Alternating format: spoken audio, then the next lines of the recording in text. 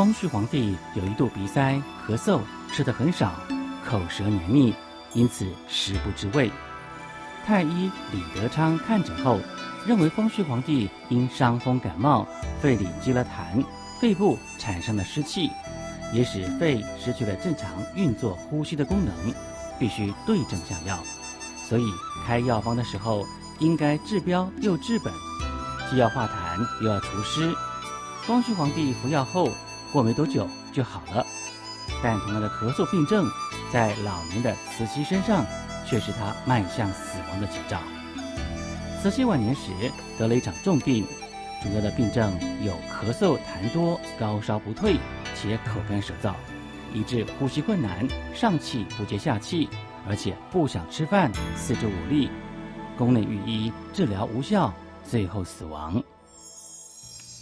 你好，欢迎收看今天的看中医，我是张瑞玲。在刚刚的影片当中，我们看到光绪皇帝跟慈禧都咳嗽到非常的不舒服，而提到这个咳嗽真的对生活很困扰，尤其是久咳不愈或者是夜咳，很伤脑筋。究竟咳嗽怎么来，又要如何止咳呢？今天我们就要好好来了解一下。首先介绍今天的2位来宾，第一位是台中慈济医院中医部的陈建仲主任，主任你好。主持人好，全球的观众大家好。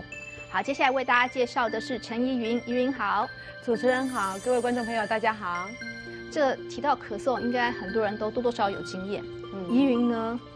其实讲到这咳嗽，我很有感受，因为其实我公公就是我嫁过去的时候，他有肺气肿嘛，所以他就会一直在咳，尤其是半夜的时候，你会感觉上好像老人家坐也不是，躺也不是，其实看得很心疼。那我倒是有几次那种咳嗽很用力，然后咳很久都不会好的经验。提到这个咳嗽不会好，真的是很害怕啊，真的。不过首先我就要问主任的是，主任，我们中医到底怎么看待咳嗽？那它的原因是什么？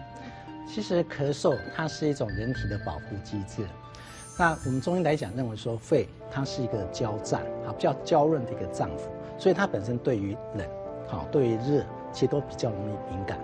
那我们中医来讲说五脏六腑皆令人咳，所以肝心脾肺肾都会造成咳嗽。但其实咳嗽它是一种反射比如说我们的一个鼻涕倒流，还是说我们一个胃食道逆流，都会造成这样的咳嗽。那如果说是以我们中医在临床上，我们最主要是分2大类，一个就是外感咳嗽，一个就是内伤咳嗽。那外感咳嗽它主要的话会跟感冒碰到一个天气的一个变化，比较寒冷这样的一个外界的环境的变化，在中医来讲，它都是属于外感咳嗽的一种。那至于内伤的咳嗽，就还是跟我们的一个脏腑的一个功能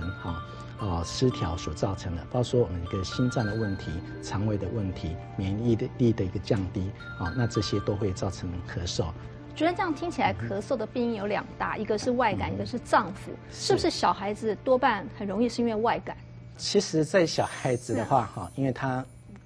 更娇嫩那这种外感其实我们要看到底是不是一个真的感冒尤其当妈妈的会有人说我小孩子常常感冒，但是以我们医师的观点来看，他可能是一个过敏如果说他是因为在某种的一个环境之下，包括说气候的变化，还是一个早晚这样的一个天气的一个因素的这样的一个咳嗽，往往都是会跟过敏会比较有关系。那如果说是今天是一个感冒的话它还会有合并一些发烧啦还是喉咙痛啦那鼻涕痰它到一定的程度，它会变成黄色的，因为有一个发炎的反应。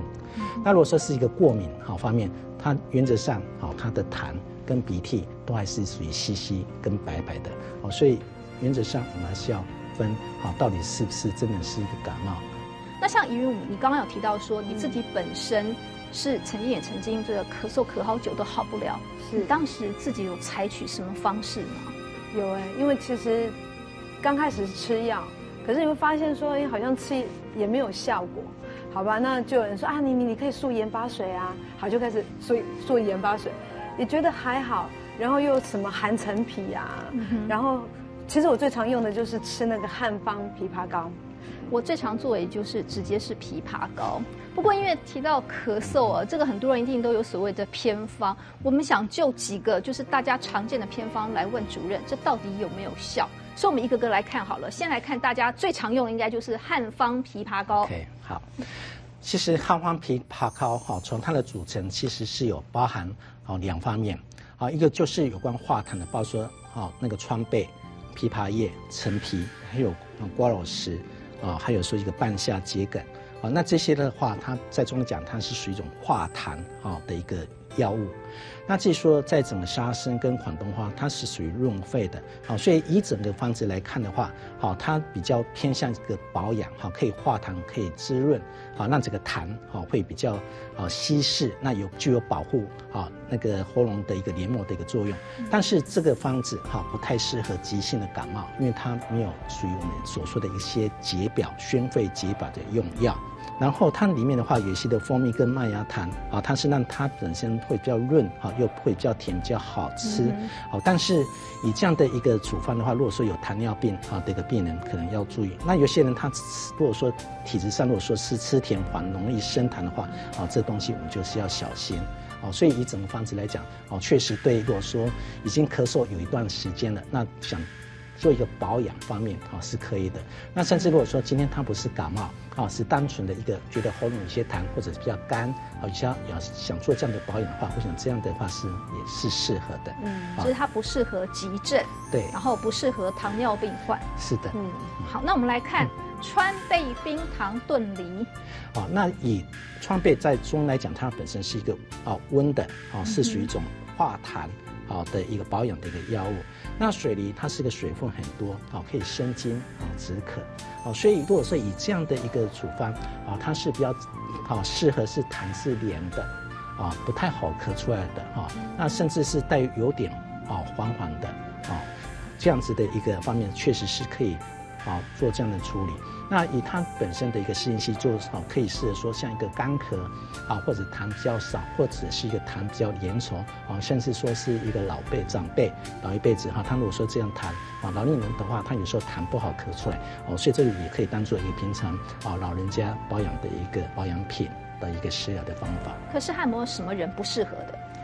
原则上的话，如果说因为水梨它本身还是属于寒的，虽然那个川贝它又是有点温，但是来不及这个梨子的寒性，所以如果说你这个痰是属于一种稀的有泡沫状的，是属于一种寒咳我们就不太建议用这样的方式来做一个保养。那橘子本身它本身我们常常吃的果肉它是寒性的。那橘子皮其实它本身是比较偏温性的，那一个在经过那个烤过去的话，会把它的寒性会转换回是个比较温的所以一般的话，如果说是寒性的一个咳嗽，我们就不太适合吃橘子，但是我们可以把橘子皮可以把它拿去泡茶。如果说是比较偏向喉咙痒那比较会容易咳的那比较属于寒咳这个橘子皮是可以吃的。刚刚怡云还有提到是树盐巴水，盐巴主要的话是因为盐如果高浓度它是一种杀菌的一个作用所以如果说是碰到说如果说它本身有个病毒感染或者细菌感染，就由盐它的一个高张力的话可以让这些的一个细菌有这样的一个消除的一个作用，是感冒初期比较建议。那如果说平常的话，我是觉得它的适用性还是比较少。因为主任我常常听人家说其实咳嗽还有分冷咳跟热咳，真的对，其实我们在中医来讲最主要还是要分寒热虚实。那冷咳跟热咳的话，主要的话我们会从它的一个痰的颜色来看，它的痰是属于一种稀的水的泡沫状的那这属于寒咳。那如果说是热咳的话，痰它会比较黄，比较粘稠。那其次的话，如果说我们遇到冷的空气，还是吃到冰冷的一个食物，包括说冰还是一些的丝瓜啦、西瓜啦，会比较咳这就是属于一种寒咳、冷咳的一个状况。那如果说我们今天的咳嗽它本身是吃了一些辣的啦、炸的就会比较会不舒服，会想咳那这方面的话就是属于热咳所以我们还是要分寒热，那保养的方式就会不一样。有没有说一开始咳嗽的话，先是冷的或是热的，还是不一定？这个当然会，尤其在感冒。好，如果说想大家感冒都有这样的一个经验。那如果说是一个热咳的画面，热性的感冒，刚开始可能就是痰就是黄的。那如果说是寒咳的话，可能刚开始的话，它痰是白的，是稀的。但是到了一个急性期的时候，它里面就会有一些细菌啊，一些痰的沉积物在那边，那有一些发炎的物质会出现，那痰就会变成黄的。所以我们在中医来讲，对于感冒的这种咳嗽的一个寒跟热的用药，我们会随着病程，那以病人他的状况实际来看，所以一般其实真正要处理的话，还是要咨询医师来帮你诊断。咳嗽分为冷咳及热咳，如果咳出的痰看起来比较稀，像泡沫状，发生的时机是在接触到冰冷空气后，吃下寒性食物时发生，就是偏向冷咳。如果咳出的痰质地比较粘稠，呈现黄色，尤其在吃炸的或辣的食物后发生，则是偏向热咳。所以讲到这个感冒，其实刚好可以请教医师，因为其实我最大的困扰就是说，尤其小孩子只要一感冒，尤其是在换季的时候，他们不会像我们大人会擤鼻涕，也会会把它变鼻涕倒流，那鼻涕倒流好像就会一直咳嗽，那就一旦引起咳嗽，真的就会咳很长一段时间。那做妈妈的有没有什么方法可以改善这样的问题？我们都说医生行地少，中坡行假道。那我们很怕。一般的民众自己担起医生来的。那但是我们可以给大家一个建议。那其实小孩子他的鼻子跟气管比较敏感，而且他气道也比较窄，所以当一出现症状的话，绝对会比大人会来的严重。那比如说刚才所说的一个小孩子会有一些过敏问题，很多都是过敏性鼻炎，然后造成一个鼻涕倒流。对，所以所以可能重点的话，我们还是要得从鼻子的方面来做一个调整。所以就比较建议说，如果说小孩子有时候早上会有这种的一个现象的时候，那可能就要起床的时候就请他还是在被窝窝一下，然后可以说戴个口罩，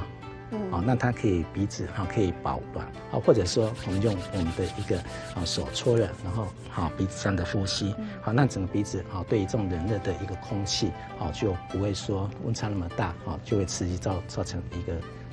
咳嗽。那另外的话，我们也建议说，其实鼻子还是要把它保养好，那我们就可以教那个穴道的一个按摩。医生赶快马上要学。对，那大概我们可以做3个动作，很简单。第二个动作我们就用食指，那沿着我们鼻梁旁边上下这个搓，那搓的话尽量搓到我们鼻翼这个地方来回这么搓，那以舒服为度，这是第一个动作。那要搓多久？等一下我们再一起讲。那第二动作我们稍微笑一下，这边这2个这个叫鼻就是那个鼻唇沟，在沟的尽头靠近鼻的地方，压的时候是往脸底下。脸底下按做圆形按摩，不是这样搓鼻子，不是，我们脸想做是穴道做圆形这样揉，会觉得酸酸的，有这叫鼻通穴，那第3个动作我们也是在沟的这个鼻唇沟上面，在下这块肉鼻中间点的地方，这叫迎香穴，所以我们就可以这样揉一揉，揉一揉，那可以做一次大概至少做3分钟左右。那一个地方嘛，一个地方做就是整个可以放做，因为一个地方做的话太无聊了。这做一做，揉一揉，搓，你可以自己调，那就整个一个循环，你可以做3分钟。那至少早晚各做1次。我还想再请教医师因为我们家有小有老，那如果是老人家的话，应该怎么样去调养呢？那当然的话，平常我们就是对一个温度的一个变化，我们就是要适时去避免吹风这衣服当然就是要去加衣服。那如果说真的是会有这样咳嗽，就不要让它持续的咳。那其实有一个方法，我是觉得蛮好用的，就是喝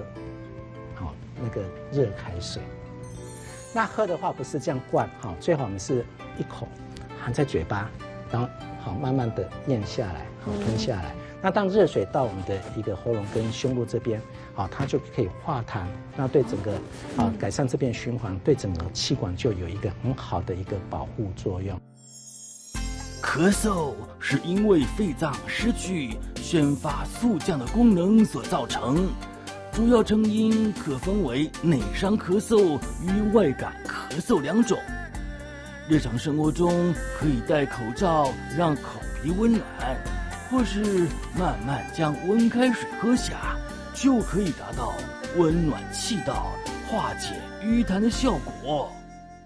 其实，在咳嗽还最怕的就是因为一直咳好不了，有时候会越咳越大力。这莹莹有没有这种经验？咳到太大，有时候都会觉得自己的胸口非常的疼。我有一次经验是真的咳得很大力，然后那个咳到就是不只是胸会觉得胸闷胸痛，还会腰痛，甚至有些人会头痛。对。然后我还听说有人什么血压会飙上去，就是感觉是很可怕的事情。是。所以一般咳嗽其实咳那么用力，其实我们还会担心会有把一些气管一些喉咙这边咳破会出血。对。另外的话，咳得太用力也怕会造成气胸。那怎么样让自己不会咳得太厉害呢？譬如说在咳的时候，怎么样可以稍微保护一下自己呢？所以刚才所说的那个喝温开水我是觉得是一个蛮有用的另外的话，我们可以说把它那个拍背拍背那拍的时候我们是手是合的不是这样平的拍那拍的话这样从背部背部从这样子两边这样拍下来那拍上去那这样的话让整个痰可以震动，那整个痰可以比较好化的咳得出来。好，我们知道这个咳嗽的原因有很多，是每一个中医师在临床上都会碰到的一个症状。而中医诊断病症，除了靠医师本身的医术之外，现在中医也朝向科学化发展，运用科学化的仪器来协助医生做更精准的判断。接下来我们就带大家来看看2种可以协助医生看诊的科学仪器：舌诊仪还有脉诊仪。一起来看看。脉和迟脉其实它的脉位上是没有差别的。对，这2个脉象它的脉位呢应该都是比较适中的。上海中医药大学中医诊断学副教授燕海霞正透过校方自主研发的脉象模型进行教学。经由这样的智能仪器，同学们能够更简洁地进入中医脉象的领域。上海中医药大学自上个世纪的80年代起，开始致力于中医科学化仪器的发展。除了教学辅具之外，在中医临床上的仪器研发更是不遗余力。现任基础医学院副院长的许家妥就是其中的灵魂人物。是我科班是学中医的，就是我们上海中医药大学毕业的。发现呢，我们学医的，特别学中医的这样的一个知识背景呢，不足以支撑我们做现代研究。所以呢，到了99年之后呢，我就去接着读博士，我就到了浙江大学的计算机系，他们有一个人工智能研究所视觉实验室。到他们那里呢，去从事我们面色、舌象有关中医望诊的图像技术研究。之后我就到了复旦大学计算机系呢去做博士后研究，也是在计算机领域做图像技术。在美国密苏里大学计算机系，他们有一个生命科学研究中心，在那里从事了1年多的访问学者的研究。我希望我上搭一座桥，把现代科学的工具、方法应用到我们中医当中来。在团队的努力下，上海中医药大学目前在不同领域的科学化问诊仪器方面，已经取得了相当成熟的发展。脉诊仪呢，主要是有它的脉象的传感器的压力传感器的这个探头以及它的主机构成的。那我们将传感器收集到的脉搏的信息呢，传入到计算机主机当中，然后呢对波形进行相应的分析。那首先我们在清取的时候呢，会看到轻微的脉搏的波动，波形非常细小的轻微的波动。医生在取脉的时候呢，要完成50次，中医的概念叫50动，要保证50次以上的采脉。那么现在呢，这样的一个40秒的采脉过程呢，实际上就是按照中医50动的概念进行的一个采脉的过程。那么因为只有保证一定的时间长度的脉搏的采集，才能够准确的判断它的脉象的特征。我们可以看到相关的脉搏的波形的一些参数，那么以及呢随着这些参数之后呢，我们还有一个基本的问诊的辅助系统。因为我们在临床进行病人诊断的时候，除了脉诊之外呢，还需要了解病人的一些基本的信息。是否不舒服？对，比如说病人哪里不舒服啊，那么跟病人做简单的一个交流。我们可以看到这个人他的分析的结果是脉率减慢，然后他的节律是正常的，但是左心室收缩功能是正常的，血管弹性呢也还是比较好的，但是呢外周阻力偏大一点。除了脉诊仪之外，在舌诊的科学化辅助仪器方面，也有了长足的进步。这是我们团队的最新研究的舌诊仪。我们根据中医的临床的实际的情况，我们考虑到小型化、便捷性、可操作性，所以呢，最终我们全新研发这样的一个产品，我们自主研发的。我没有看到光源，但是光源是一个反向，它通过一个慢反射的反向光源。那么，但是呢，这个光源的条件非常的好，它是色温在6000左右，然后呢，它的检测指数已经到96%，是一个比较好的 LED 的光源。那么此外呢，里面还有数码相机的设备，那么以及呢整个电路的控制。这个就是舌苔部分的图像，这个是舌质部分的图像。我们通过图像技术呢，实现了舌质和舌苔的分离。那相对应的，这是舌质和舌苔它的指标，以及指标所对应的它的参数。那么这个指标和参数呢，是我们